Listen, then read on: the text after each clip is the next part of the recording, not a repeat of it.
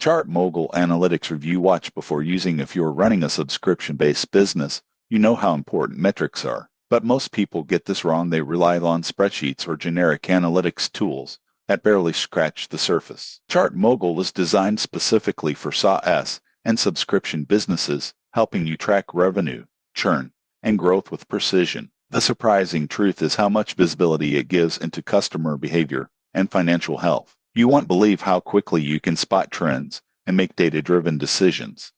Here's how it works. ChartMogul integrates with your billing system like Stripe, PayPal, or Recurly, and automatically pulls in your subscription data. It calculates key metrics such as MRR, monthly recurring revenue, ARR, annual recurring revenue, churn rate, and LTV, customer lifetime value. For example, a SaaS company can see which pricing plans are performing best and which customer segments are churning faster.